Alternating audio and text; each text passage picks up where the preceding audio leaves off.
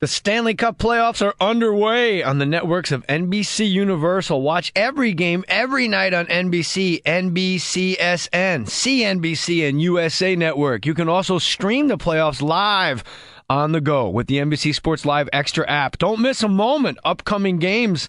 Don't miss any of them. Every game, every night. Don't miss a moment. For full schedule and more info, visit NBCSports.com. When shopping for car insurance, consider this. Geico has been saving people money on car insurance for over 75 years. So if you're serious about savings, it's simple.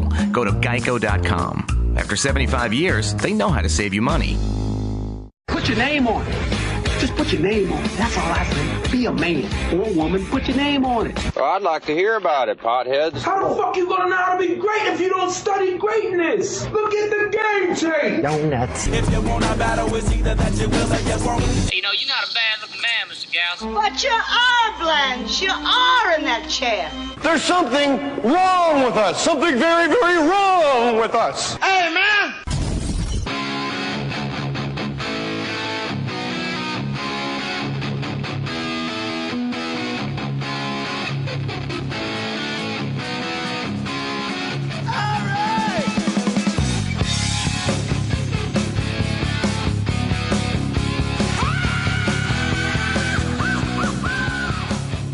Mohr Stories podcast. Put your name on it. I put my name on Brad Williams. Four-time World champion of Kevin and Bean's April Foolishness.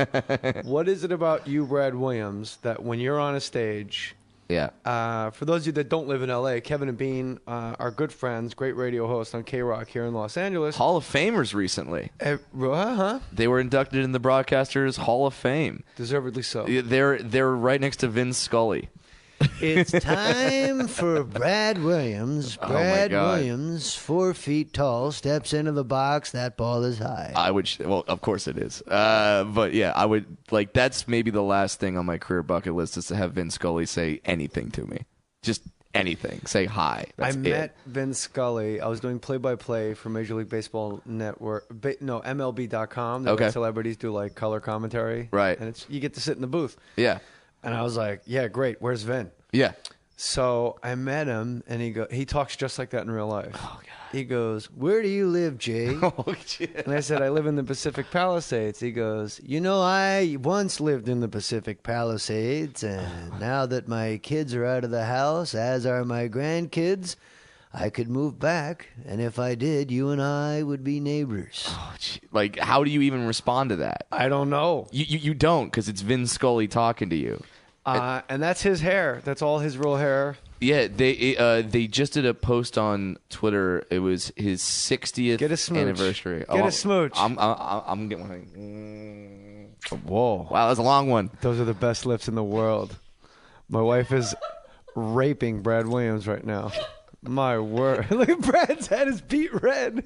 He's pumping his fist. I'm pumping because are you kidding me? If you would have told me, if you would have told high school Brad Williams that he's going to get a lip lock from that long from the great Nikki Cox, I would... No, yes, the great Nikki Cox. Give yourself some credit. I'll give her some credit. No, believe me. From the great Nikki Cox. Don't forget what happened an hour ago. Hey now. Do I need to throw some Lysol on any of these chairs? Or, no, or, it was okay? So, yeah, Vin Scully. You want to meet Vin Scully. But let's go back to Kevin and Bean. They got inducted into the Broadcasting Hall of Fame. Hall of Fame. It's about damn time. They K-Rock here in L.A., for those of you outside. Let's say you live in Ohio. Let's say you're going to see Brad Williams at the Cleveland Improv April 30th through May 3rd. Or let's say you live in Dayton, Ohio, and you're going to see Brad Williams at the Funny Bone May 7th through May 10th. Let's say you live in Columbus, Ohio, and you're going to go see Brad Williams at the Columbus Funny Bone May 21st through May 24th, and you're not familiar. I'm doing a whole Ohio tour. K-Rock. Mm-hmm. Yeah, you are just kicking Ohio right in the dick. I love going there, and we're going on a million tangents, but I love going there because of the whole thing where you can go on any stage and you just yell out OH and they have to yell back, "Oh yo!" Like they have to do it. Yeah. I love that. You can be in the market. Some guy can get into a car accident with you, and like you're like, "What the fuck? You weren't looking, you son of a bitch." O-H-I-O. But never mind. And then they go back to the conversation. We don't have that in California. No, there's no default. You could always Yeah. go like, "Hey, what do you want me to do? Be Tim Couch?" Like just some random, like, I haven't seen that much drinking since Bernie Kosar, and they all go crazy. I've always had the best time in Ohio. Yeah. And no, I'm not going back this year. I will be in Denver, Comedy Works, May 7th through 9th. But it's not about me. My dates are at jmohr.com. It's about Brad Williams. All Cleveland Improv, April 30, May 3rd. Dayton, Ohio, Funny Bone, May 7, 10. Columbus, Funny Bone, May 21, 24th. If you live in Ohio and you're going to see Brad or anywhere else, Kevin and Bean do Morning Drive here in L.A. And every year they do a comedy show called April Foolishness. And they put together a lineup that every year is amazing. It's the most stellar lineup. Like, I mean, it's something that before maybe Oddball Fest came along, it was the best show of the year anywhere. But now maybe like Oddball's pretty good. But I think this year's April Foolishness was the actual single best comedy lineup I've ever seen in my life. It totally opened with Gabriel Iglesias. That was your opening act. the guy that can sell out a stadium in most parts of the country. Then Adam Ray, your podcast partner from About Last Night. About Last Night podcast, the Wolverines. Yeah. And then right after me was Eliza Schlesinger. And then after her was Ralph. Then after her was you. Yeah. Then after Brad Williams was Ralphie May. Right. And then fucking Tenacious D. Tenacious D comes on and does a freaking acoustic set. They open with tribute. Yeah, it's like their hit song, and they open with it. And I got to meet Jack Black backstage. Isn't it nice when you meet someone and they're like you say, Vin Scully talks like that in real life? Jack Black talks like that in real life, and that is awesome. I was there. I was there with my podcast partner Adam, and we walk in to just meet Jack Black, and we just walked into his dressing room. We were saying, "Hey, we're two other comics on the show." And by the way, sitting on a couch with an acoustic guitar. Yeah, just strumming, just like going by my faithful Steve. Yeah, just going over his notes, and he goes like, "Oh my God, you guys are on the show. All right, bring it in. What are we saying?" And he puts his hand in, like we're gonna go do a go team. Like, okay. So we put our hands in. He's like, "All right, guys, what are we saying?" And Adam Ray just goes, "We're gonna say Hakuna Matata." And Jack's like, "Well, not exactly what I was thinking, but all right, let's try it. But let's whisper it. Let's whisper it, fellas." And we do like 1 on 3, and we all go, Hakuna Matata.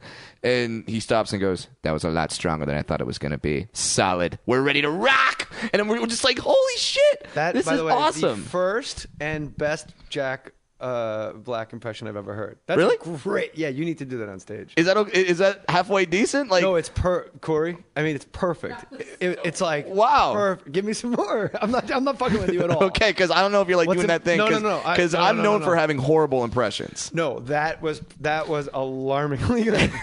All right, so we're gonna go to Jay Moore's House Fake Mustache Studios. And he just gets this look in his eye, and you just know that he's thinking about 1,000 things at once. But when he talks to you, he's completely connected. Yes. I saw him backstage at the Grammys. Okay. Like, there's a lot of shit going on in your head. Yeah. But at the Grammys, there's 4,000 people rolling all over the place.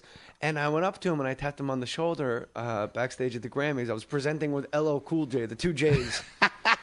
And it's like probably 5 years ago.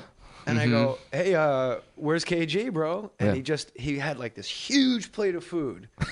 And he just like looked around. Don't talk to me while I'm eating pineapples. No, panic stricken, like, where do I set this down? Okay. And he finally finds like a stool and he puts it down. He gets real close to my face. He goes, "Oh, this is not a D gig, man." His father-in-law was nominated. No kidding. For a Grammy. His wife's dad was nominated for a Grammy for something. And That's he goes, amazing. "My father-in-law," I can't do the impression. Yeah. Was nominated. My father-in-law was nominated for a Grammy. This is not a D gig, man. This is not a D gig, bro. My father-in-law's nominated for a Grammy. He's going to go on stage and rock it like it's never been rocked before. Climb up on my faithful street. So, yeah, so Kevin and Bean, they do it every year. It's amazing. I don't know how you get clips online. I don't know why they don't sell it on DVD form. Leaving money on the table, gentlemen. It's just all that night. But the point of all of this was you and I had a battle the first two April Foolishness. Yeah. That we were going head to head. You absolutely won hands down. One of them you won hands down. The other one I thought I won, and you thought you won. So we just chalked it up to a tie. Sure. Now it's like you're the champion of April Foolishness. There's thank you, sir. And it's true. And like anybody that's ever been to April Foolishness, or if you've never seen Brad Williams live, you're just one of the best comedians in the world. Thank you, man. That means a lot coming from you. And that's actually where we met was April Foolishness. But I chalk it up I watch wrestling. I chalk it up to WrestleMania. The Undertaker right now doesn't fight all year. He doesn't do anything all year. But then WrestleMania comes around, and you know that the Undertaker is going to have the damnedest best match of the night. And that's what I look at it as. Like, April Foolishness is like this Super Bowl of comedy where I'm on stage with monsters such as yourself and Ralphie and all these guys, and I got to prove it to myself that I belong there, that I can go on stage and hang with you guys. I got a great club for you to play. What's that? You ever been to Calgary, the Laugh Shop? I've never been to Calgary, and I would love to go because Theron Fleury and I are about the same size. Well done. Yeah, I'll go post out a Calgary Flames reference. The guy's name is Come on, Flames! Come on, Flames! Skate harder! The guy's name is Dwarf Matthew. Harder. Dwarf Harder. That's gonna be the name of my next album. Guy's name. Dwarf Harder. That's a good name. The guy that runs it, his name is Matthew. Yeah. And I just played there for the first time, and I was like, it's one of those rooms where you're like, is it always like this? This is crazy. Yeah. But he has a hard time. Like he does it right. Like he'll only bring in headliners. Yeah. Like he doesn't nickel and dime. Right. There's no off week. It's not like it's straight up. And I told him on the way out, I'm like, I could just text you with like people I know that will kill up here. Yeah. So God, I would love to do that. Kill it up there. Thank you for that. I love going to Canada. I love it too. They're the best crowd. They're so polite. Canada. I got heckled one time in Edmonton. And the guy immediately apologized for heckling me. It's a true story. What was the heckle? Oh, God. I forgot the heckle just because, like, it blew my mind. Like, it was at House of Comedy in Edmonton, the one that's inside the big mall. And this guy, like, I yelled something out, and he yelled back, like... Yeah.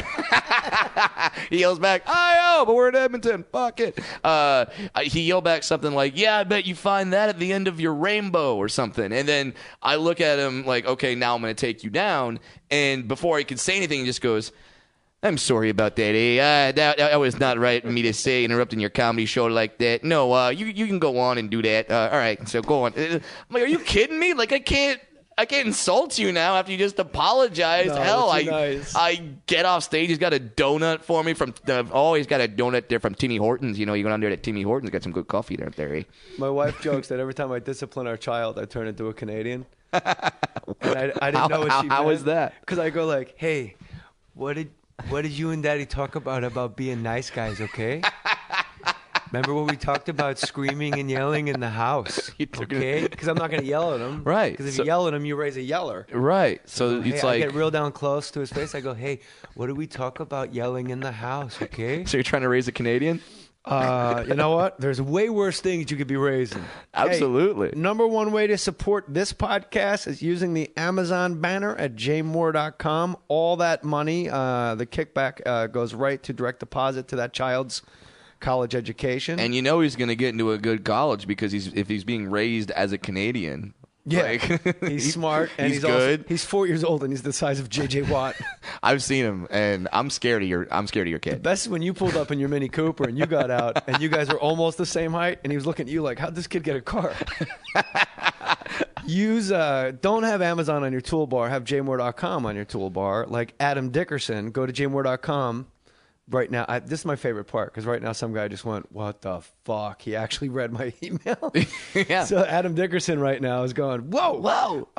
Go to jmohr.com, hit the Amazon banner, email me what you bought, and I'll read it here. What did Adam Dickerson buy? He says, hey, man, I really enjoyed your podcast with Pastor Rob Bell, so I purchased a couple of his books. Great. Through your banner. It's awesome to hear those who share a similar point of view about Jesus. As a recovering addict and believer, I have maximum respect for you, brother Mohr. Nice. Adam Dickerson. Adam Dickerson, this bud's for you.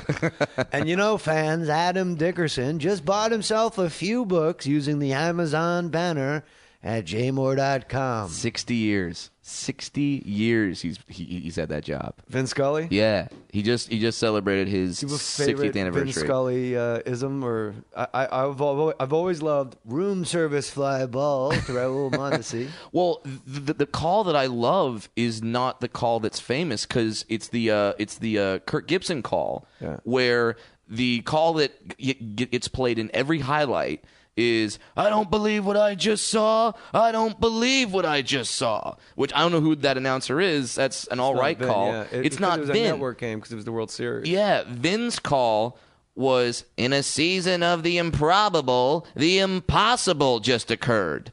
Holy shit! I like the stuff. That is such a good call. The mid-game stuff. Oh, like just when he's you hear trying to fill time. He goes, you know, friends, 7 out of the 9 Astros starters' last name begin with the letter B.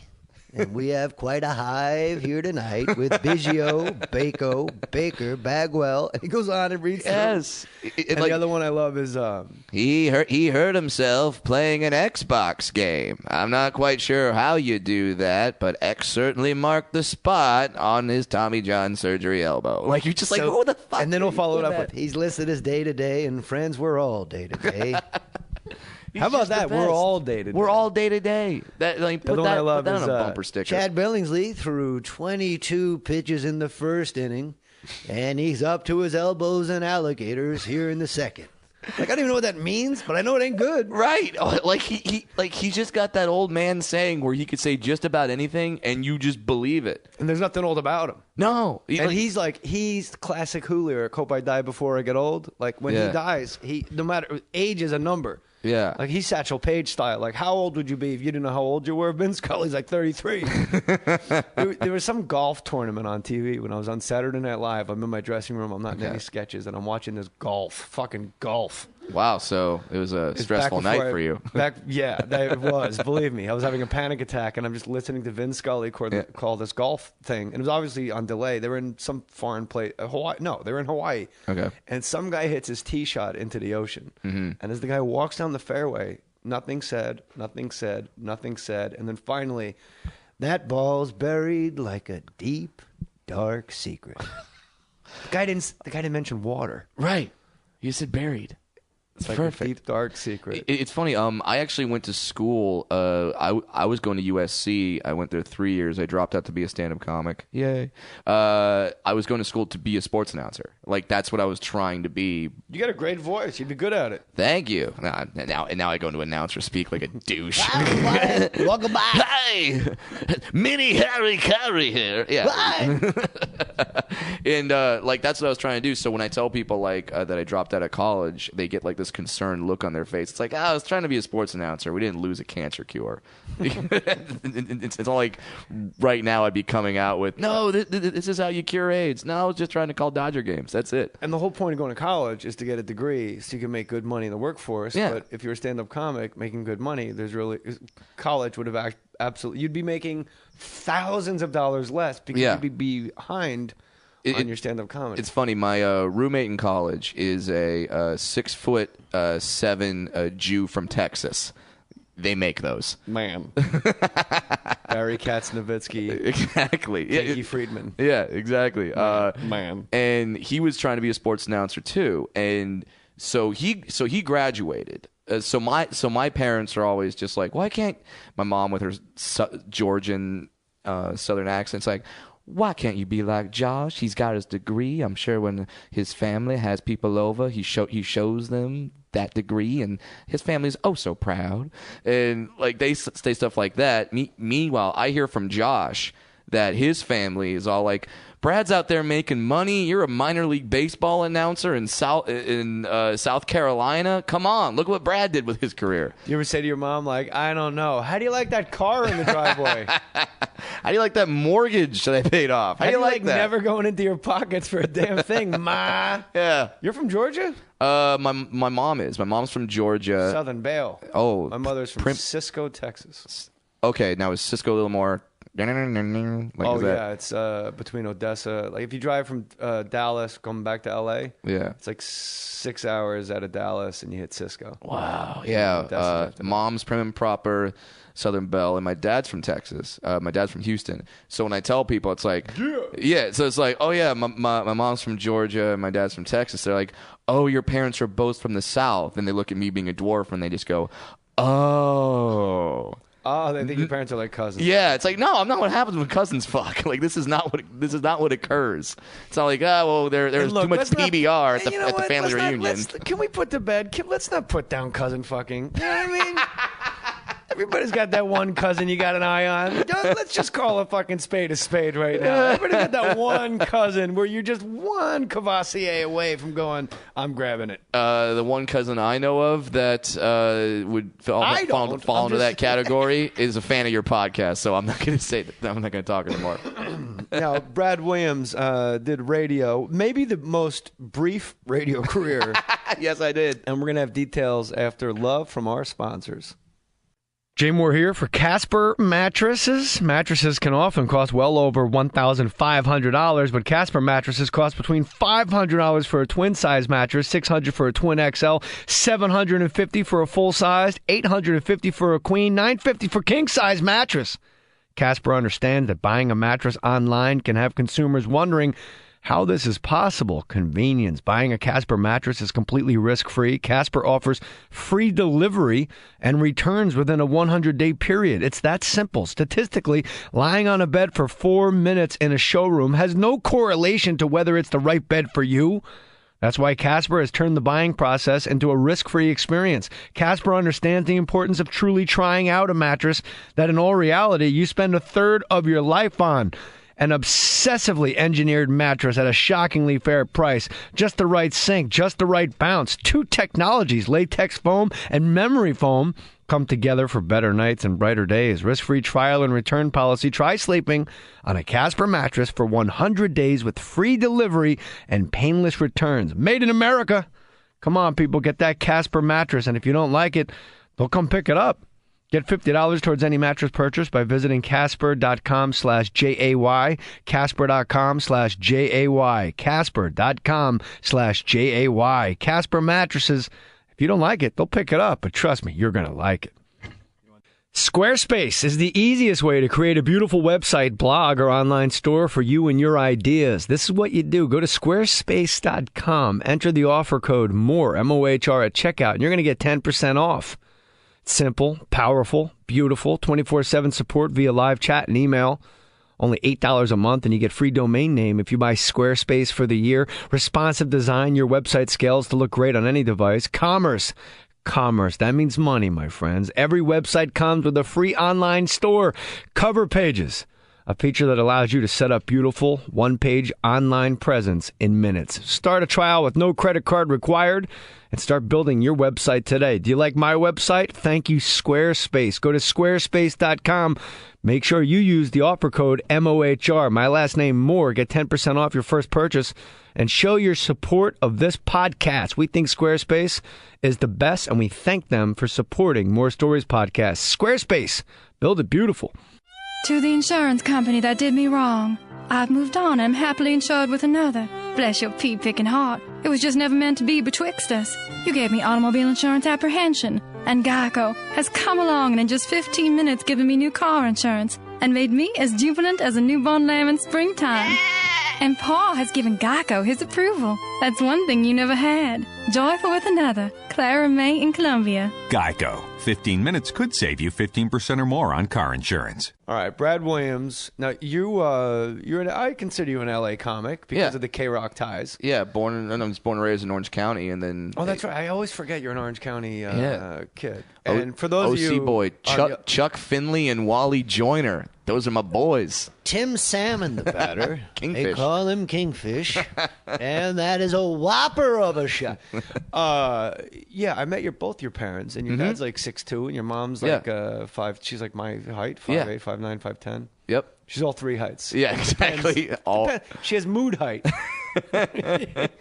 So for those of you in podcast land that have not seen Brad Williams' parents in person, no, they're not dwarves.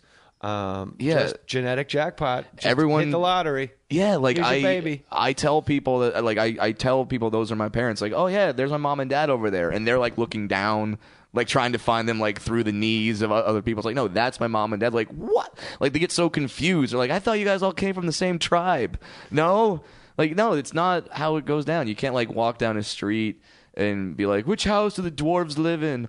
It's the mushroom with the door in it. Like that's what are the actual odds of two? What do you call reachers? I call them reachers. You guys call, or the scientific term is just average sized people. All right. What are the actual? Do you know? Like what? Like 2 6-foot people have a baby. What are the odds that baby is going to be a dwarf? 1 in every 38,000. Yeah. Oh, I thought it'd be actually like higher, like 1 in like 500,000. No, it's 1. Yeah, it's 1 in 38,000. It's there's a lot of us out there. How do you not have a show on the Learning Channel? Because the Learning Channel is I say it on stage. There are more midgets on the Learning Channel than there are midgets.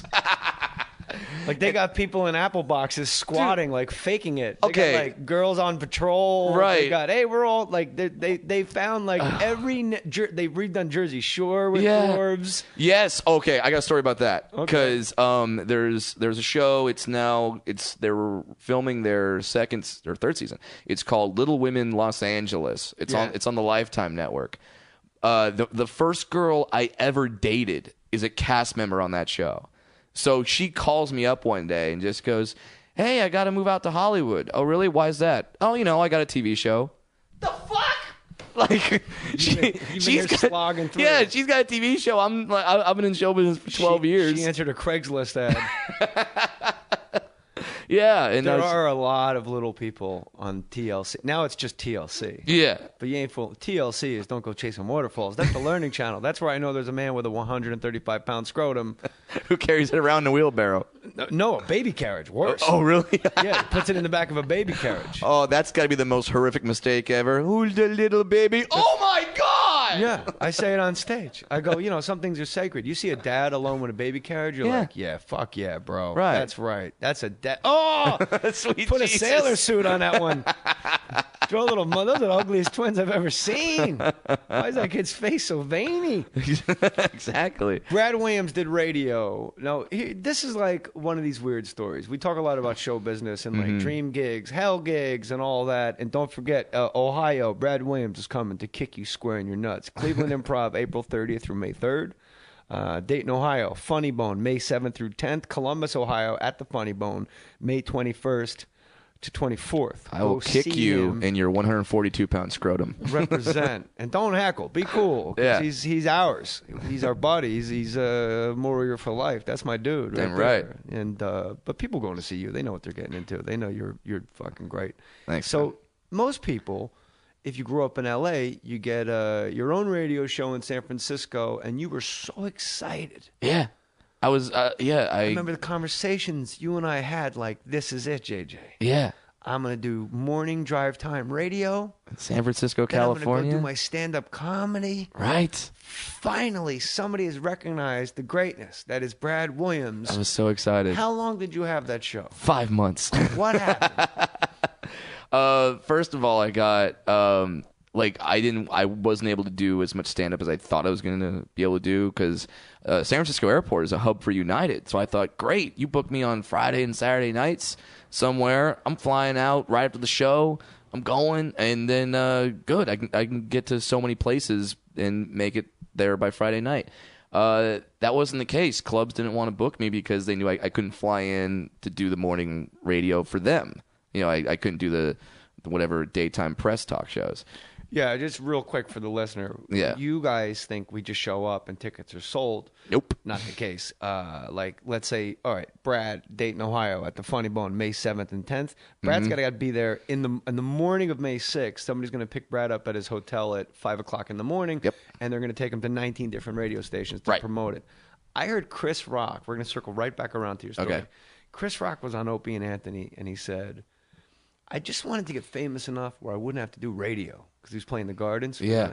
And I was like, wow, yeah. And then about 6 months went by and I realized, wait a minute, I heard that on the radio. Yeah. So I guess Chris Rock's not there. Or he wasn't aware of the irony that he was saying it. So he was Right. promoting the fact that he was at Madison Square Garden. Yeah, on the radio. So yeah, we always got to go in a day early to do radio. So they didn't want to let you. So go on. Yeah, so they didn't want to fly me out on Friday to where I can't do any radio. And for some reason, they don't want to do phoners. Like that's not No. good enough. If you just call and say, "Hey, I'm coming," they need you physically in the studio Yeah. or not at all, which I never understood. I don't get it either. Dicks.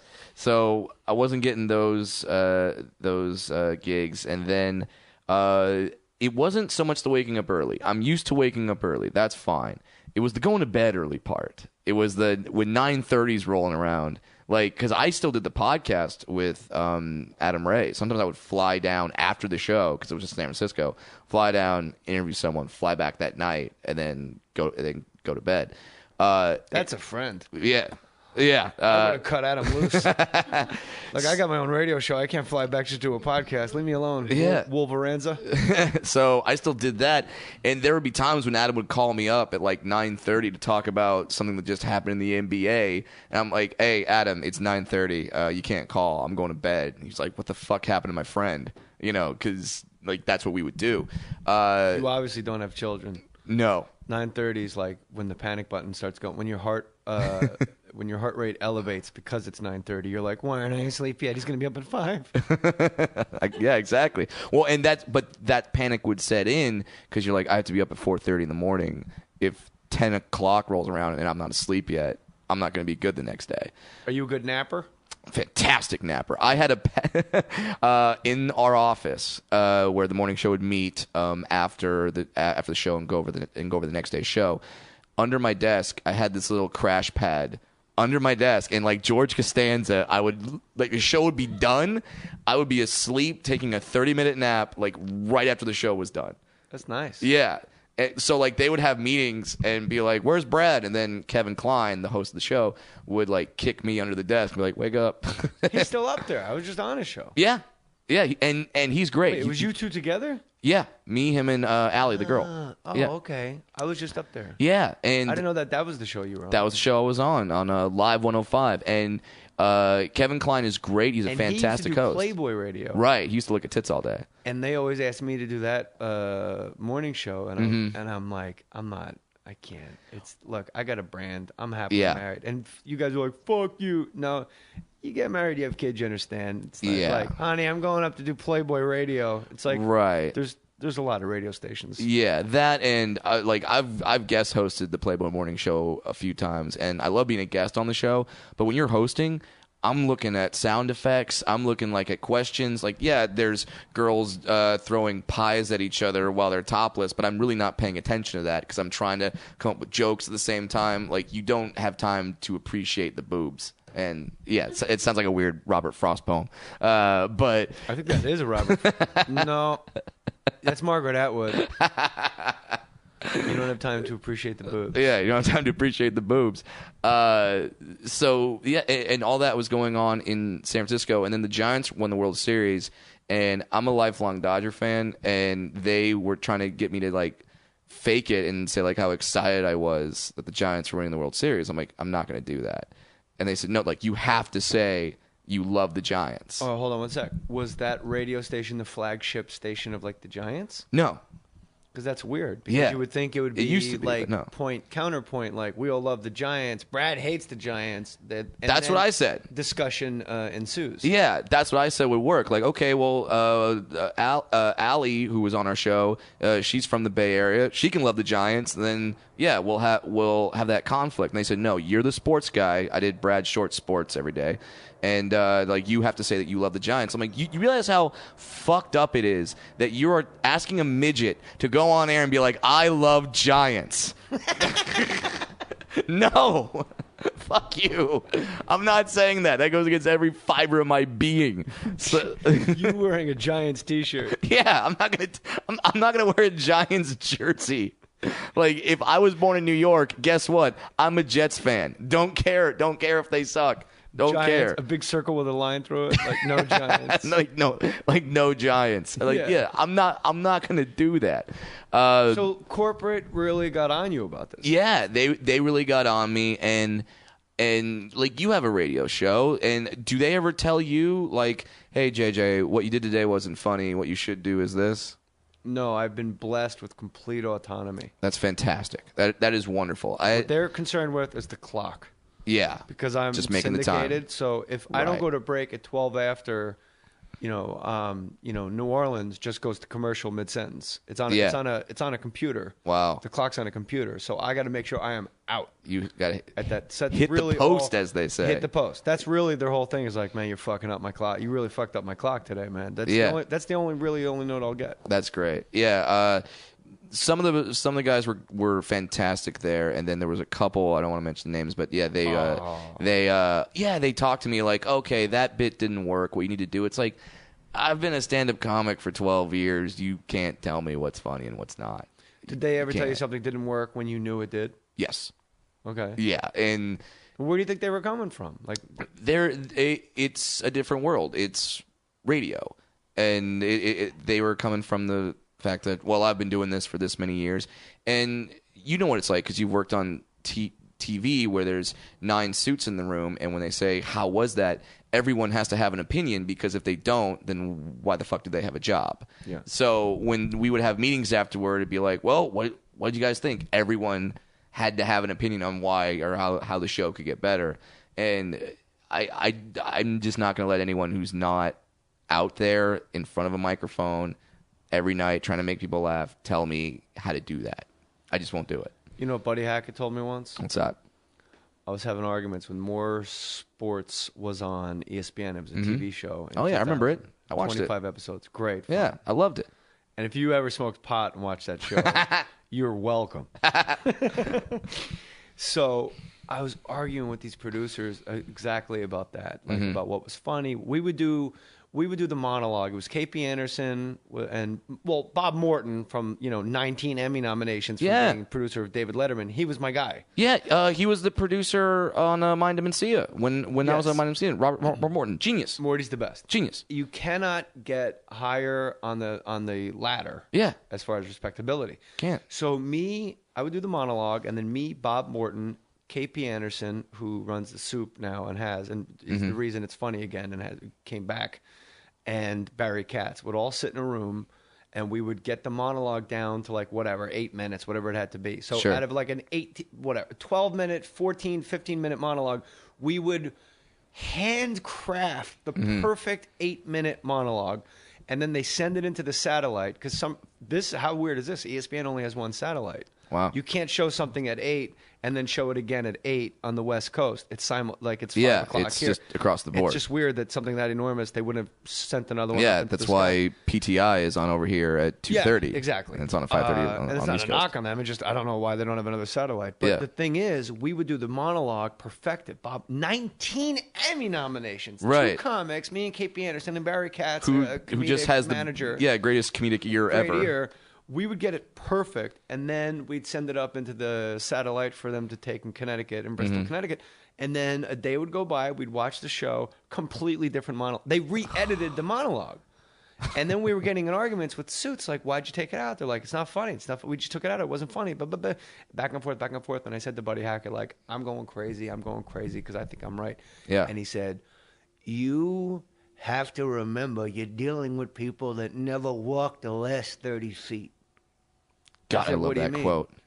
He goes, they got balls big enough to hang out backstage, have a little food and coffee and talk and break balls, but they can't walk that last 30, no, he said 16, last 16 feet to the microphone. And you do it every night like it's nothing. Yeah. Of course you're right. I love that. So just let them win and know that you're dealing with people that have no balls. Yeah. And then next time they just were like, well, we think this is best. You just go, okay, you know best. And then you go do stand-up comedy where nobody can bother you. Yeah. And that's also what I missed. I just missed doing the stand-up and touring. I've never had any sort of mental health issues throughout my entire life, even being bullied as a kid for being a dwarf, whatever. Nothing. I gave up stand-up comedy about a month into doing the radio show. I'm sitting in my apartment in the financial district of San Francisco. Great apartment, wonderful area. I got this great job, and I was sitting there having a mental breakdown. Like, I'm just up there, like, having a panic attack. I can't breathe. And I just kept looking at my balcony going, well, 15 flights up. And I kept doing that. Why the fuck was I doing that, Jay? Because I wasn't doing stand-up comedy. Because I wasn't having that reaction of going on stage, telling a joke, and having the immediate feedback and being in complete control, being able to take the show wherever I wanted to. That it was insane. I haven't had that happen since, thank God. Aristotle, man is what he continually does. You do stand-up comedy, and then you remove stand-up comedy, so then what are you? Yeah. You're a guy in an apartment. Yeah, it's nuts. There's no purpose. Right. And the radio is so ephemeral. You speak for 3 hours, and then it's just gone. Never happened. What's next? What's tomorrow? Right. You know. And you don't hear the immediate feedback. Like, yeah, sure, you get a couple tweets every now and then of, hey, that was funny. But for the most part, no, you don't hear the laughter. You don't get that feedback. So who calls who to break up this Brad Williams San Francisco radio gig? Well, first of all, I called my manager, Barry Katz. And I honestly didn't even know you were managed by Barry Katz. I'm not joking. Until you think I'm fucking with you, right? Until when? I really did just now? Yeah, I had no idea you were managed by Barry Katz. Really? Swear to God. Wow. If I did know it, I for some reason didn't remember it, but I would have remembered it because you're my friend. Yeah. Barry's got me too. Brad, can I ask you a question? All right, ask me.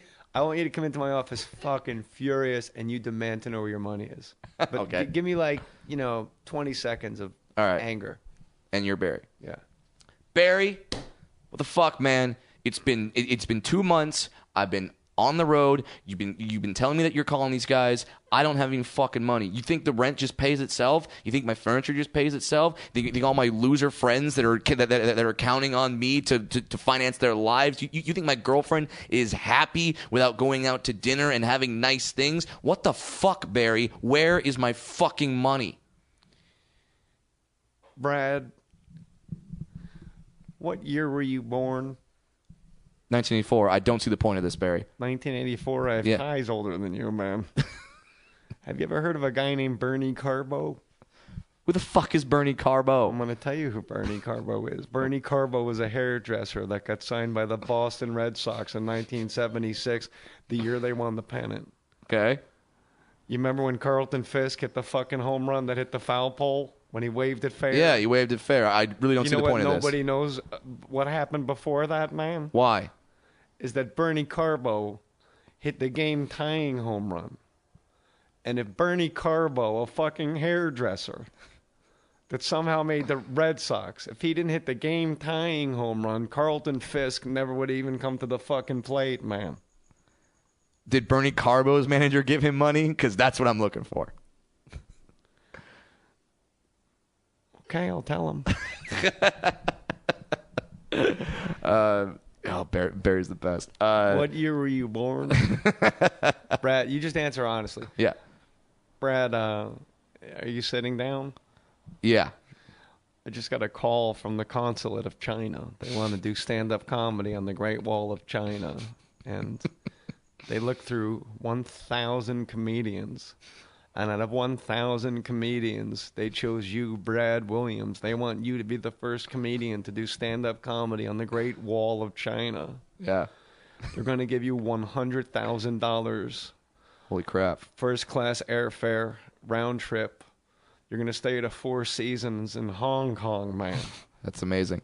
You're going to be on CNN. It's going to be covered by 40 international news agencies because it's a communist country. And Brad Williams is doing comedy on the Great Wall of China. $100,000. This is unbelievable, Barry. So you want it? Of course I want it. It's canceled. What? Sorry, man. Sorry. It just came through it.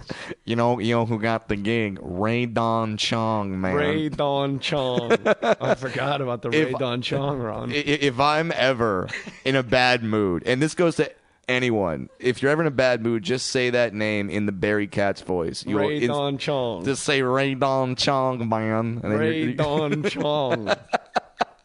I can't not laugh. Bernie Carbo. You never heard of Bernie Carbo, You man? never heard of Bernie Carbo. So who breaks up with who? Does the radio station tell you it's not working out, or do you tell the radio station, I almost jumped off a 15-story balcony? Yeah, that's essentially what I did. I broke up with them, but I said that I first called Barry because when I told Barry, I said, yeah, I'm sorry, that's not working out. I'm not doing stand-up. I miss my family. Like, I'm not keeping the same hours. I'm sleep deprivation, whatever. It sucks.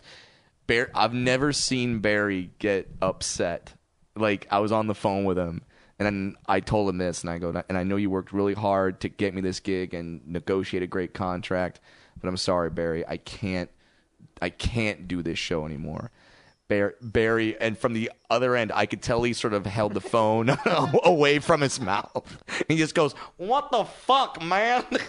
What the fuck, What the man? fuck?" He's like, "What did I do wrong? How did I fail you?" 5 months? You're packing it in after 5 months? Was it over when the Germans bombed Pearl Harbor, man? Dude. You know, Gandhi went on a hunger strike. It lasted 22 days. I mean, I think you guys...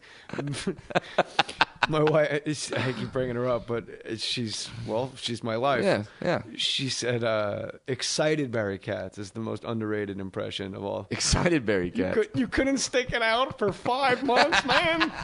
5 months, Jesus Christ. There's people that have been homeless for 14 years. They're walking on Wilshire Boulevard with shit in their pants, and you can't hold it together for 5 months, man. Oh, I'm right back to that moment. He had to pull off. He was driving down Pacific Coast Highway. Out the window. He pulled off the freeway and started being like, "Hold on, I can't drive while this was happening." And then he took out a stick and he drew how much money he was losing in the dirt. Let me see. 15% of Brad's earnings on the radio. What the fuck, man? What the fuck, man? 5 months? You can bake. I like when Barry applies expressions, but the timing isn't right at all. Yeah. So you're going to quit after 5 months? You're going to quit after 5 months? Barry, I'm quitting after 5 months. You can bake bread in a day. And you're like, wait, what? That doesn't make any sense. Right. What? Come on, Barry. He's the fucking best. Oh, I love Barry Katz. Yeah, and then I just go to them and I say, "I'm sorry, guys. It's just not working out. I don't know how." You're getting Canadian.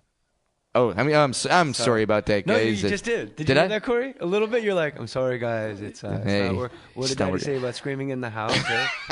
It's not working out. Why do when we apologize or just try to be nice, we just go to that accent? What's the deal? What's the deal with that?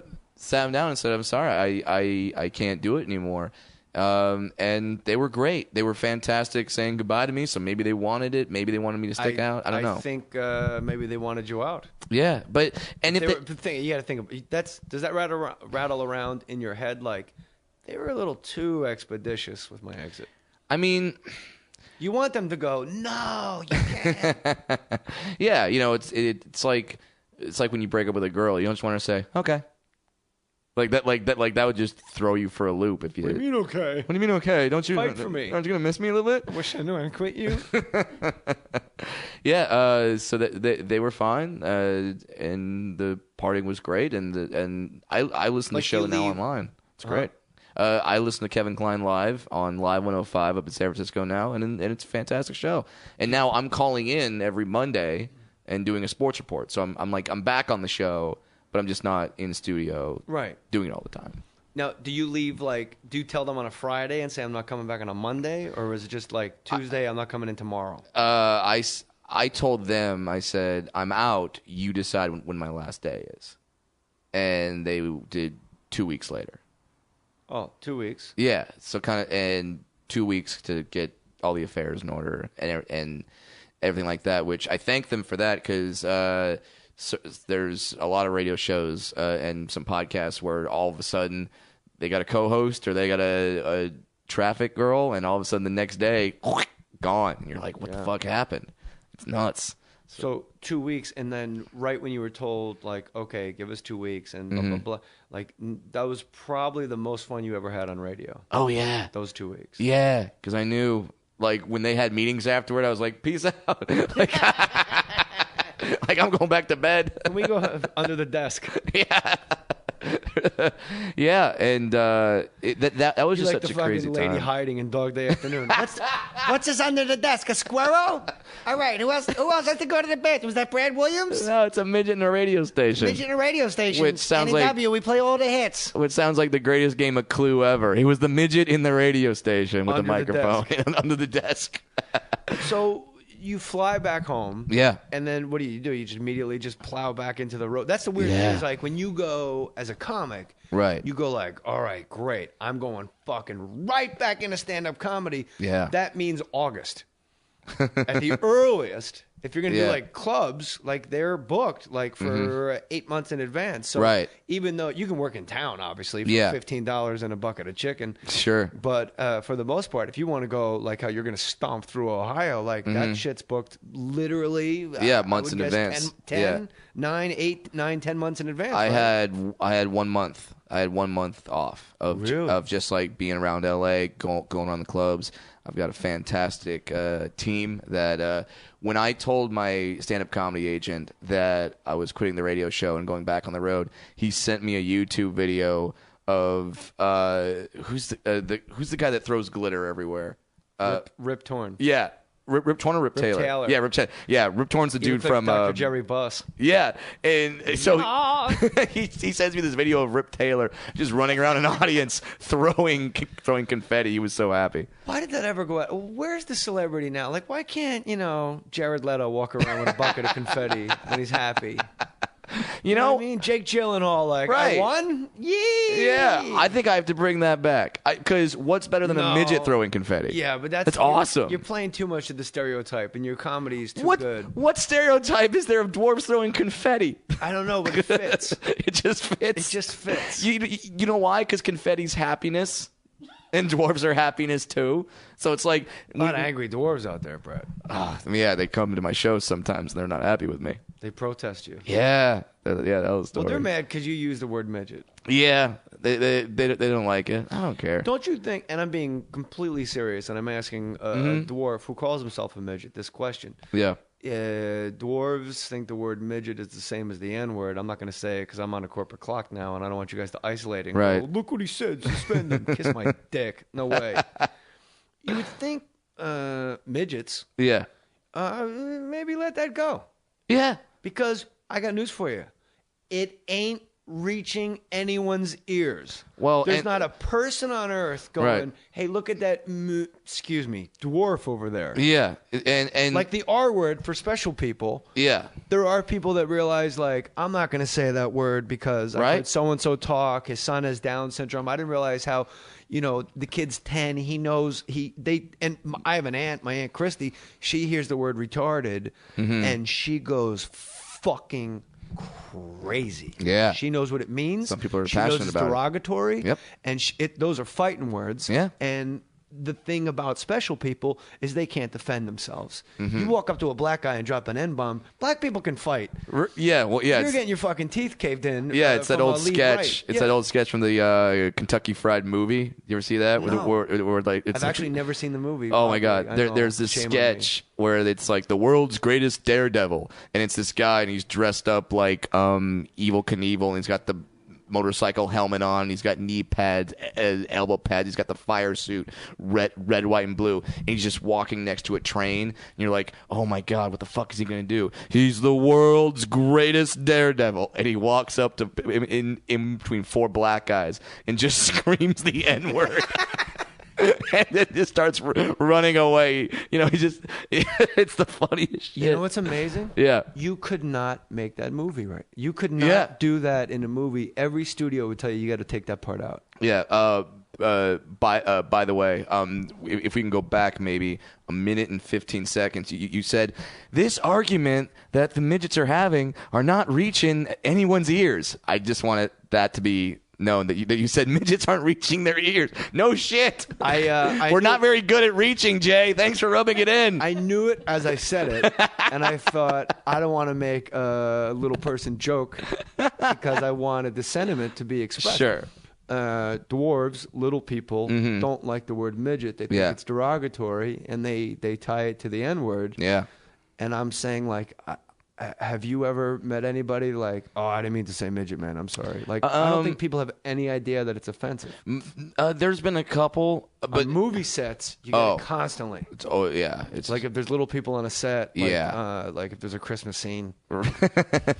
Then like it's almost like they have that meeting the same way before they have a prop gun and they have to call over everyone to let everyone know that it's a prop gun and there will be flashing, there will be a sound, it's not an actual bullet. Yeah. This happens on a set. The same thing happens if there's more than one dwarf on set. We have little people. They are little people. You may call them little people. You may call them people of short stature, but do not say the word midget. Like, do not say that word. Like, there's that whole safety meeting.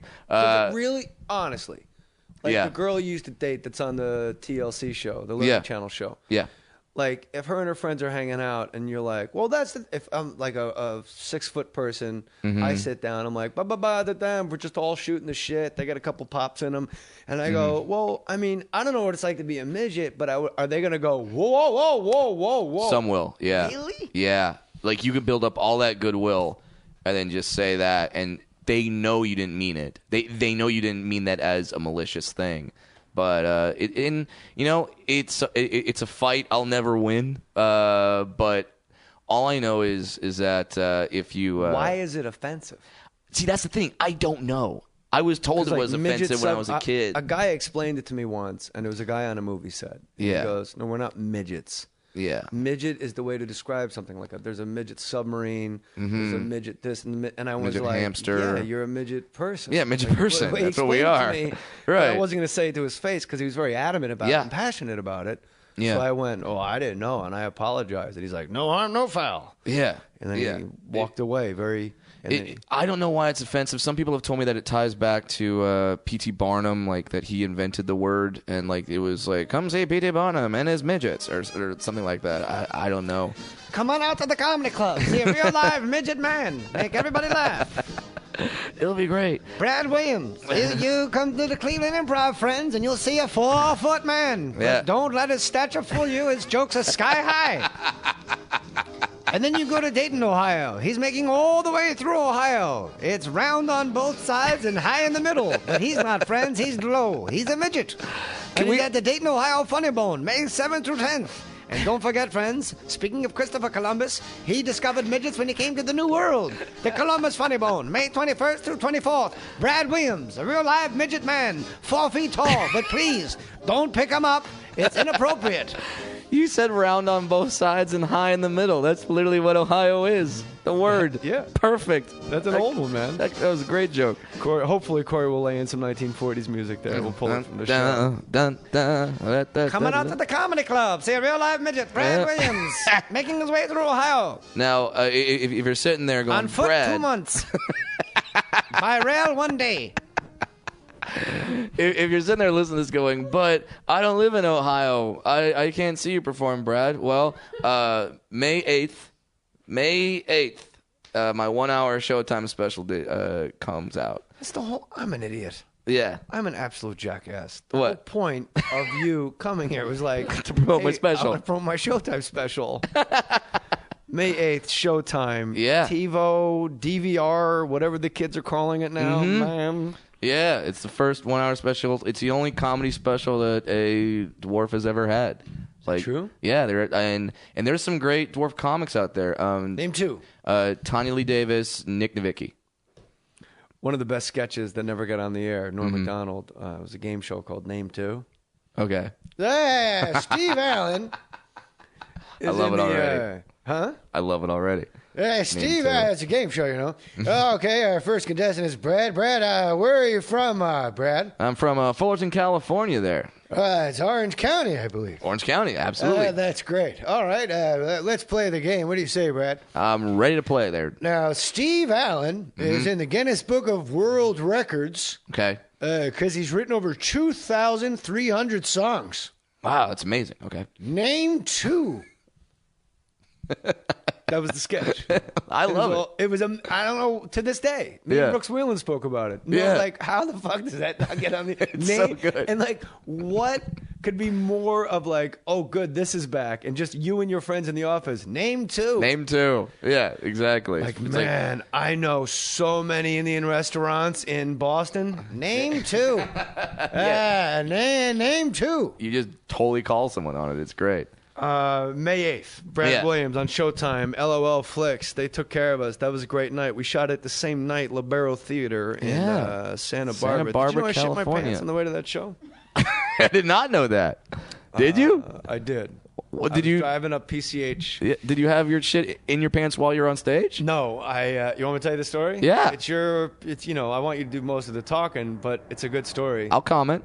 May 8th, Showtime, May 8th, Brad Williams, DVR, and get the ratings up. Mm-hmm. All right. Here's the thing. Here's the, well, look how tiny. That's a midget helicopter. It's tiny. So that would be the appropriate version. Exactly. Because it's a small tiny rental. Helicopter. Right.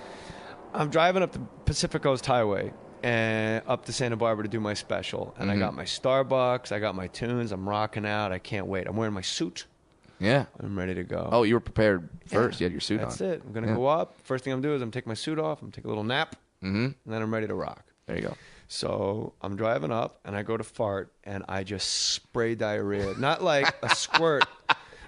Not like, like a piece of nutmeg in your drawers. It was on, like, my backs of, like, my legs. That's the worst because you're like, that fart is at the edge of your ass going, hey, I'm coming out. You're like, all right, but it's just a fart, right? You're like, it's just a fart. Yeah. It's just a fart. No. That's it. It's just me fart. You're like, all right, fine. Fart, you're in. And then fart comes out and just like, ollie oxen free. Just like, no, come on, gang break. Let's go. It looked like somebody threw soup off a building. You had a Jackson Pollock on your leg. Very well done. Cy Twombly. Jackson, but we talk about art a lot in this show. Yeah. So I'm like, oh my God. And I'm in the middle of nowhere. Yeah. Pacific Coast Highway I'm right near County Line, Ventura. So I pull over on the beach, and my plan is I'm going to go walk to the ocean's edge. I'm going to take off my suit. I'm wearing boxers. I'm going to go in the ocean, take my boxers off. I'm going to clean my ass and legs. And I don't know if you've ever shit in the ocean, but it's fucking magical. It just vanishes. Like, there ain't a baby wipe in the world that can fuck with salt water on an asshole. It's amazing. I've done it. Trust me. The only thing is, you got to go underwater and outswim your own halo. Yeah. Does a Mohr shit in the ocean, man? You shit your pants? How do I not know this story, man? He's going to tell that story to a comic coming up who like gets nervous before a show. He's gonna be like, "You're nervous? Let me tell you're you nervous. Story, man. Let me tell you about Jay Mohr shit his pants before his special." The ocean that day was, in a word, angry. Now I am an exceptional swimmer. Call you Ishmael. If you give me a while, I can get to Catalina. I could actually pull it off. Doing junior lifeguard, swam competitively up until like 13 as a kid. When I was 10 years old, they would put me in 13-year-old swim meets.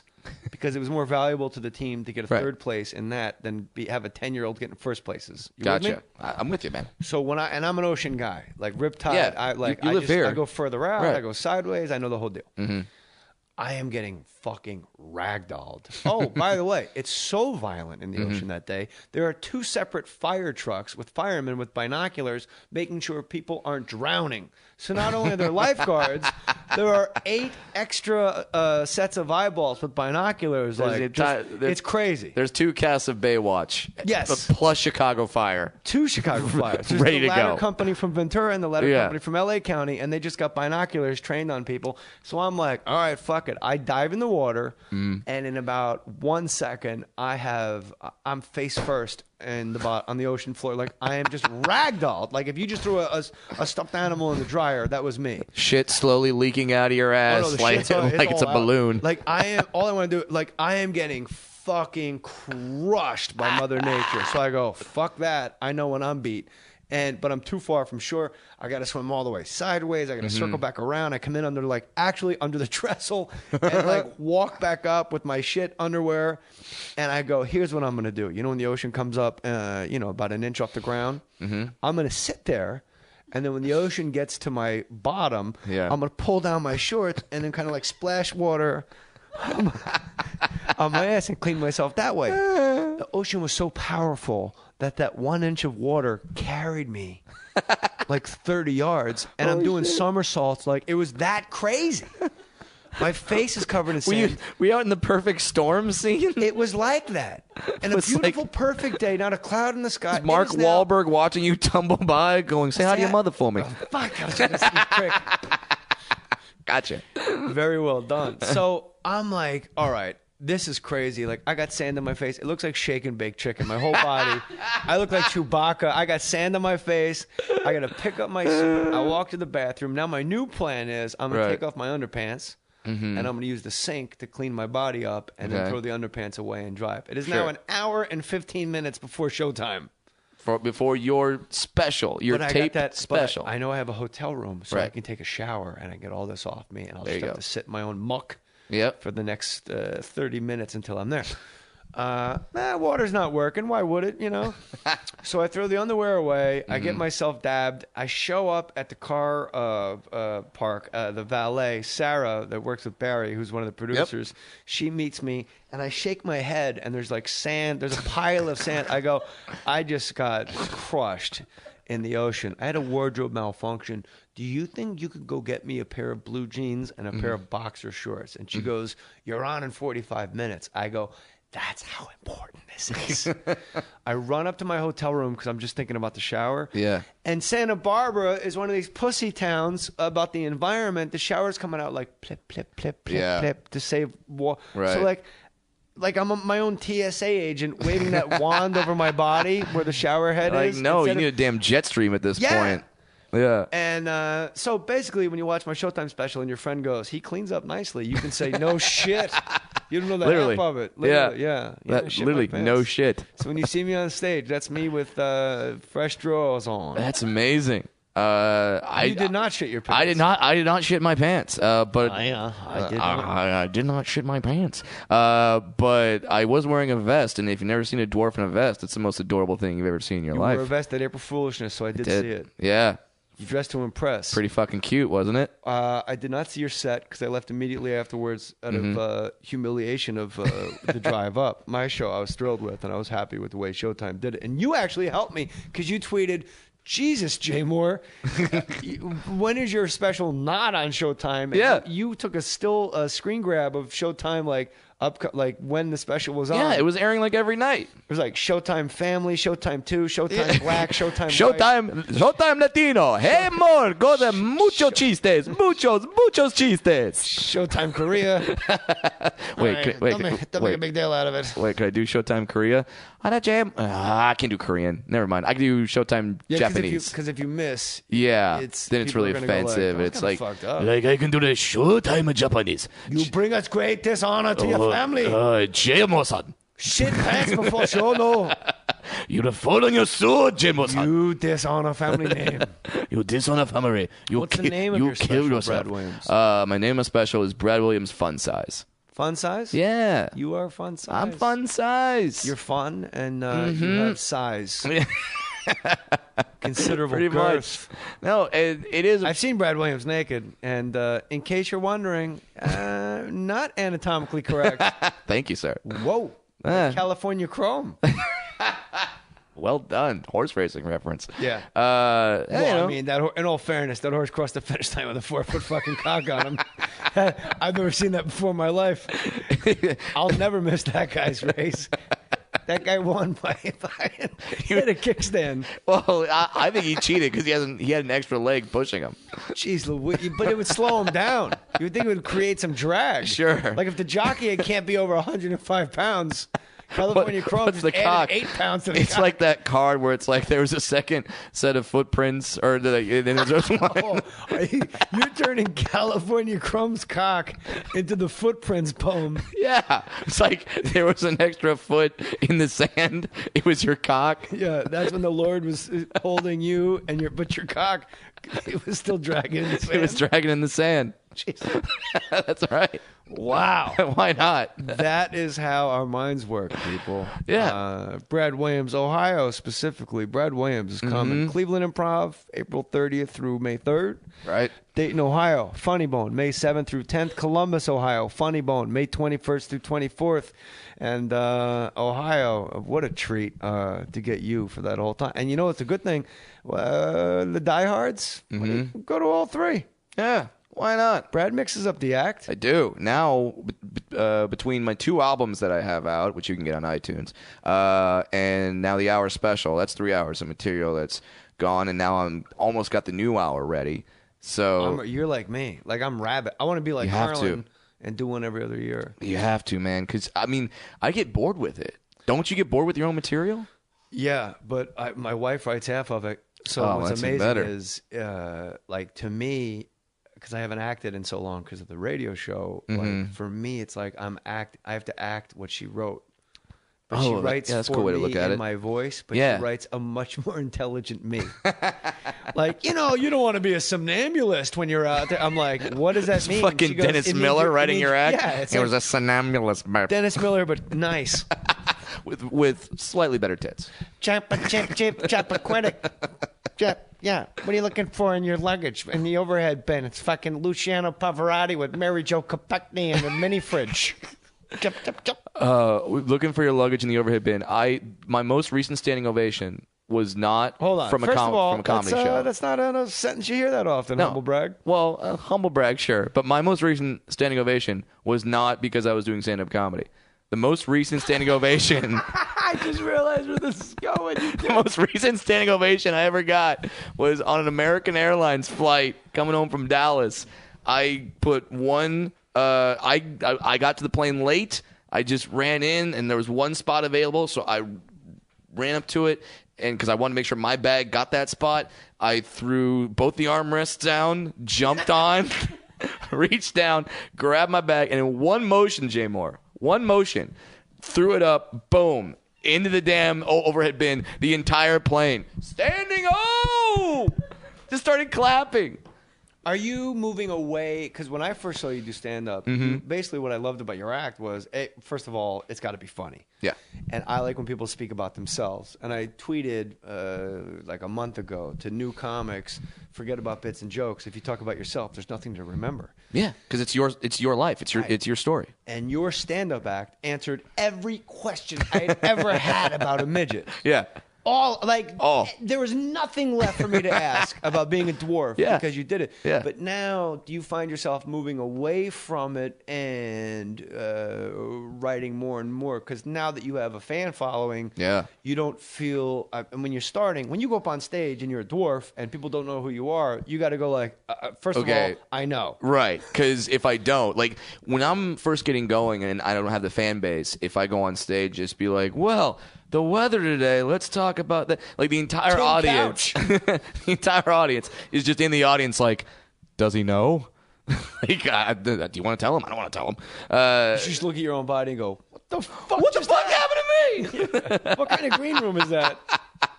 Yeah, so then I have to talk about it. Now, I'm definitely getting further away from it, but people still have questions and there's always new fans.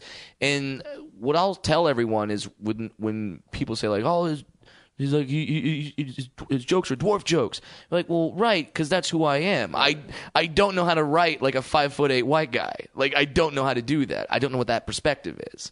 I have no idea. So all my jokes are going to have the perspective of a little person only because that's the only one that I have. But they're not all going to be dwarf jokes in terms of like, this is what my life is like, because after 2 CDs and an hour special, I've covered it. My first album was called Coming Up Short. My second album is called Hi Ho. And boy, you really milking that fucking dwarf. Really milking it. And then Brad Williams Fun Size. Fun Size. In case you don't realize, your next special should just be called Holy Shit, I'm not as tall as everybody else. Maybe I'm a dwarf. You just summed up my entire existence right there. I got a name for your. If you want the best namer ever, it's my wife, Tom Segura. Thrilled. Yeah. She told him to name his album Thriller 2. And Thriller 2. He was going to do it, but he ran into legalese, so he changed it to Thrilled, and it was her idea to have him have the exact photo with like the lion cut. Right, with the lion and the font and everything. Yeah, mine was Thriller 2. And my first Showtime special was Funny for a Girl, which I loved. And then Happy in a Lot. Yeah. Master of None. She already has the next one pegged. The artwork on Funny for a Girl, if you like, Those are her see boobs. it. Really? That's awesome. And her hairy chest too, or yours? No, no, she's got a big bushy chest. My wife. It's pretty cool. Because that was great artwork, and that's the thing about these specials is, and I'd never done one before, but I was involved in everything, like in the artwork and you're different from me. My costuming and I'm like, tell me when to be there. Like Chris Rock about the wedding. Just tell me the night before, I'll be there. Tell me to show up. I mean, I was there. I went up to there it is. Breasts. Jay Mohr, Funny for a Girl. Right there. I don't know whose hands those are, but my wife would not have French tips. That's bougie, man. Done. No French tips. Yeah. Those are her actual cans. Yeah. I went to the house of the producer, Scott Montoya, and I was there with him editing the special. Like, I wanted it to be fucking perfect, and I got it to a point where I really like it. Like, I had to watch it fucking like 12 times, so no wonder I have a new hour because I got sick of that. But I'm really proud of it, and I'm really excited for people to see the very first hour special May 8th by a little person, May 8th on Showtime. And when you tweet it, I'll tweet it, and vice versa. You and I are like the only two guys and Dean Del Rey, we're like the only 3 people that retweet each other's dates. And I'll do it because it's like, hey, if you're going to a city where I know I have a following, why wouldn't I want fans of mine to go see you and be like, holy crap, Brad's not here, but Jay Mohr. Yeah, fucking awesome. I've sent Brad. Hey, look, Cleveland, I don't know what to tell you. I'm not going to be there for a very long time. It just hasn't worked out that way. But Brad Williams is going in my place. Yeah, so why not? Your next album, I'll ask my wife to come up with a good one, and I'll text you privately and see what she comes up with. But I was thinking 6'4", 220. Brad Williams, 6'4", 220. I was thinking pound for pound, because I'm not pound for pound, because I'm like maybe inch for inch or something Brad Williams, like that. Your sister's ass. I don't know. That's the very default New Jersey when you have no answer and you work at a sandwich shop. You're like, where'd you put the mayonnaise? Huh? Where'd you put the mayonnaise? I don't know. No, it's your sister's ass with the mayonnaise. Jersey. I love it, Jay Mohr. April 8th, Brad Williams, Showtime. May 8th. Funds. What did I say? You didn't let me finish. Okay. April 8th. Next year is when April Foolishness will be. Come out. Finish. I'm trying to get this plug-in for you. April 8th, Brad Williams, Fun Size. That's not when it's on television. May 8th. That's right. Brad Williams, Fun Size on Showtime. And brother, you are you're one of the best out there. And only 12 years in? 12 years in, yeah. That ain't 29 fucking years. Can you believe that? 29? Yeah. And you're blowing me away at April Foolishness, you cock. Well, like our great manager Barry Katz said, like Tom Brady wins all the time. Except that one time Eli Manning found the way to pick them off. I'm Eli Manning. That's who I am. I think based on how he looks, I think we park in the same spot, man. Eli does... he's a little bit of a mouth breather, as they say. A little bit. Jesus Christ. A little bit. That guy was born with chapped lips. I'm a combination of those two Manning brothers because I have Peyton's forehead, first of all. Me and you both. I'll wait till I get my hair plugs. I'm going to be the best looking guy in the world. Are you going to do it? Fuck yeah. And when I do it, I'll let everybody know I'm doing it. Why not? Say the name of the doctor. I'm going to say when I'm going in. That way nobody can make fun of you. Right. Well, I remember the soccer player from Man U, Wayne Rooney. Yeah. Wayne Rooney didn't, he's like, but every time he heads a ball, I get a little anxious. Because you think it's going to fly off. They sew it in. Right. They take it from the back of your head in a smiley face shape, and they sew it into the front. Yeah, you think it's going to be like when someone hits the dust from really high up and you just see that little dust cloud surround the head, like when the ball hits it just... No, I think the ball's going to leave with a mustache. Brad Williams, May 8th, fun size. I love you, brother, and everybody in Ohio. What's the name of your website? Is it BradWilliamsComedy.com, on Twitter at FunnyBrad, and on Instagram at Brad Williams Comic. Hit him up, and that's all because some cyber squatter sat on his real name, as Jim Norton once said. I hope he dies. Brad Williams, May 8th, fun size, Showtime. Make him more recognized than he is. He's I put my name on it. This is one of my favorite comics, and I'll tell you, Brad, through all the time I've known you, you've been really true as a friend, and I don't think grown-ups say this enough to each other. I love you very much, brother. Thank you, buddy. I love you, and I also love Ray Don Chong, man. Put your name on it. They ask me why do I do it? Is it for the money? I say to them, just because.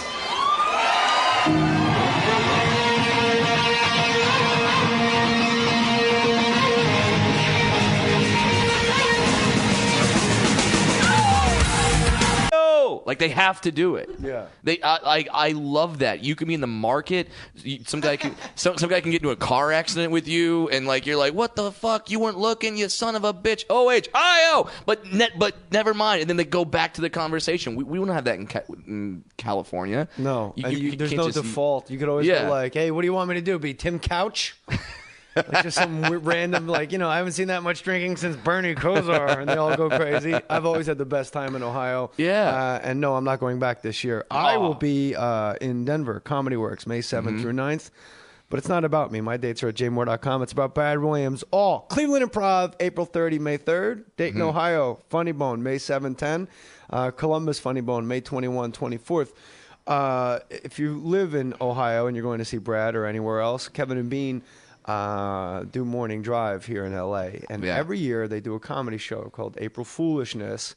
And they put together a lineup that every year is amazing. It's the most stellar lineup. Like, I mean, it's something that before maybe Oddball Fest came along, it was the best show of the year anywhere. But now maybe like Oddball's pretty good. But I think this year's April Foolishness was the actual single best comedy lineup I've ever seen in my life. It totally opened with Gabriel Iglesias. That was your opening act. The guy that can sell out a stadium in most parts of the country. Then Adam Ray, your podcast partner from About Last Night. About Last Night podcast, the Wolverenza. Yeah. And then right after me was Eliza Schlesinger. And then after her was Ralph. Then after her was you. Yeah. Then after Brad Williams was Ralphie May. Right. And then fucking Tenacious D. Tenacious D comes on and does a freaking acoustic set. They open with tribute. Yeah. It's like their hit song, and they open with it. And I got to meet Jack Black backstage. Isn't it nice when you meet someone and they're, like you say, Vin Scully talks like that in real life? Jack Black talks like that in real life, and that is awesome. I was there with my podcast partner, Adam, and we walk in to just meet Jack Black, and we just walked into his dressing room. We were saying, hey, we're two other comics on the show. And by the way, sitting on a couch with an acoustic guitar. Yeah. The Stanley Cup playoffs are underway on the networks of NBC Universal. Watch every game every night on NBC, NBCSN, CNBC, and USA Network. You can also stream the playoffs live on the go with the NBC Sports Live Extra app. Don't miss a moment. Upcoming games.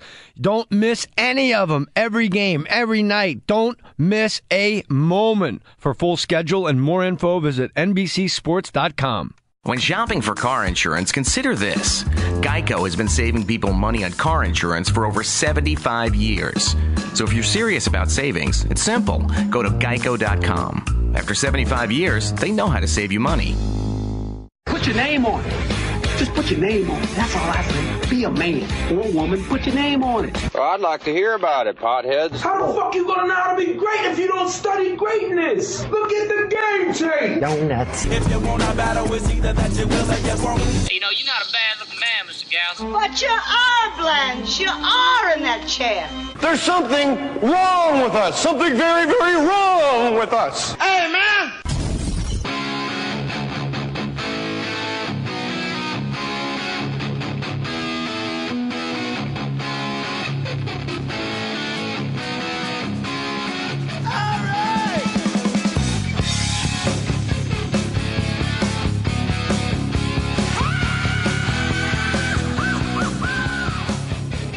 Mohr Stories podcast. Put your name on it. I put my name on Brad Williams. Four-time world champion of Kevin and Bean's April Foolishness. What is it about you, Brad Williams, that when you're on a stage... Yeah. For those of you that don't live in L.A., Kevin and Bean are good friends, great radio hosts on K-Rock here in Los Angeles. Hall of Famers recently. Uh-huh. They were inducted in the Broadcasters Hall of Fame. Deservedly so. They're right next to Vin Scully. It's time for Brad Williams. Brad Williams, 4 feet tall, steps into the box. That ball is high. Well, of course it is. But yeah, I would like. That's maybe the last thing on my career bucket list is to have Vin Scully say anything to me. Just anything. Say hi. That's I met Vin Scully. I was doing play-by-play for Major League Baseball Network. MLB.com. Okay. Celebrities do like color commentary. Right. And you get to sit in the booth. Yeah. And I was like, yeah, great. Where's Vin? Yeah.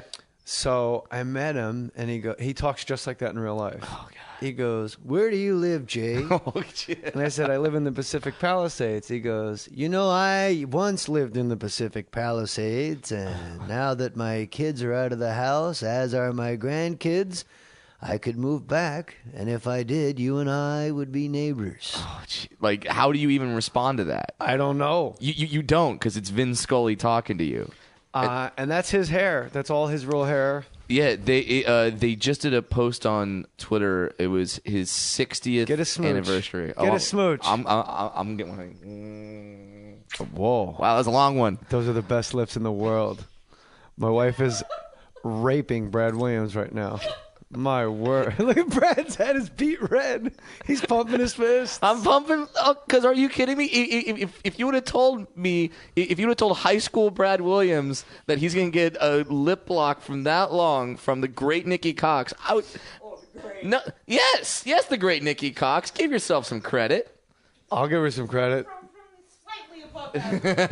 No, believe me. From the great Nikki Cox. Let's not forget what happened an hour ago. Hey now.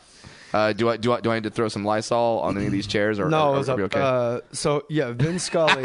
You want to meet Vin Scully. But let's go back to Kevin and Bean. They got inducted into the Broadcasting Hall of Fame. Hall of Fame. It's about damn time. They K-Rock here in L.A., for those of you outside.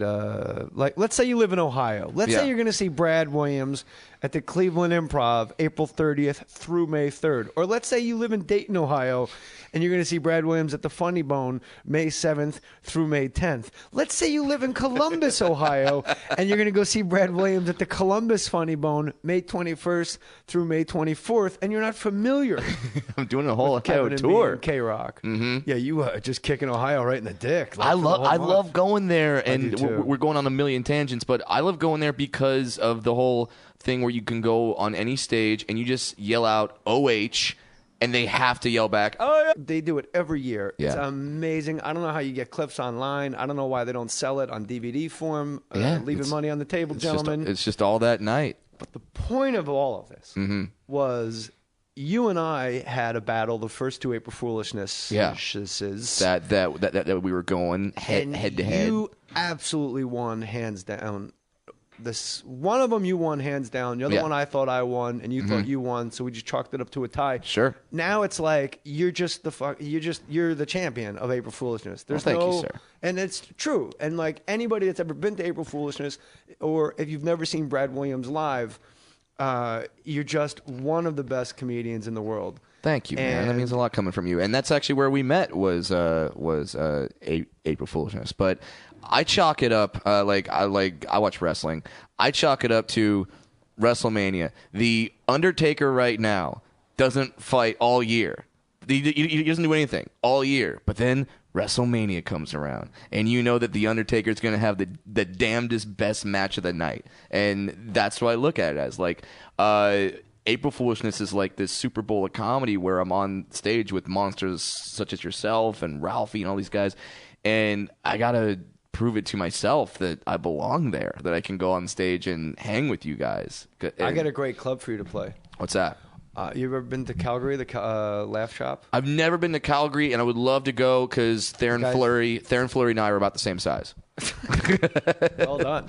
Yeah, I'll go post out a Calgary Flames reference. The guy's name is Come on, Flames. Come on, Flames. Skate harder.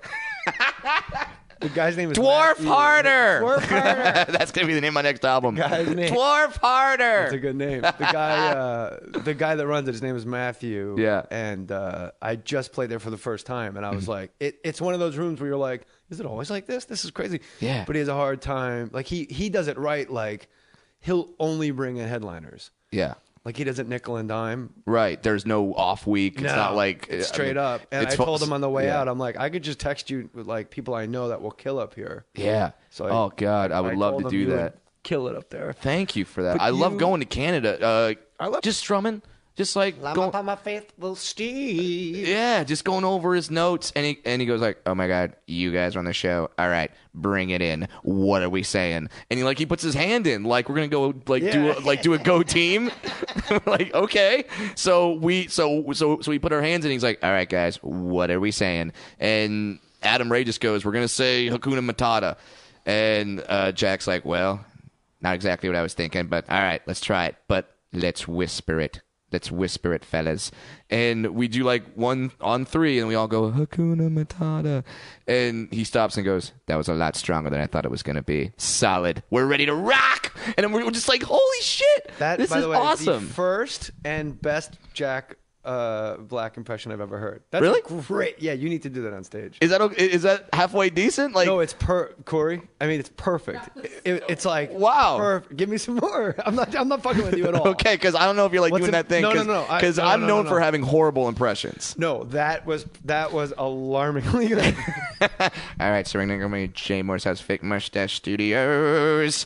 And he just gets this look in his eye, and you just know that he's thinking about 1,000 things at once. But when he talks to you, he's completely connected. Yes. I saw him backstage at the Grammys. Okay. Like, there's a lot of shit going on in your head. Yeah. But at the Grammys, there's 4,000 people rolling all over the place.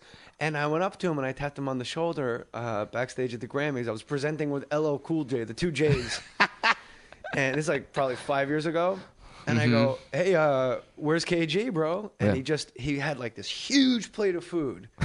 And he just like looked around. Don't talk to me while I'm eating pineapples. No, panic stricken, like, where do I set this down? Okay. And he finally finds like a stool and he puts it down. He gets real close to my face. He goes, oh, this is not a D gig, man. His father-in-law was nominated no kidding. for a Grammy. His wife's dad was nominated for a Grammy for something. And That's he goes, amazing. my father-in-law, I can't do the impression, was nominated.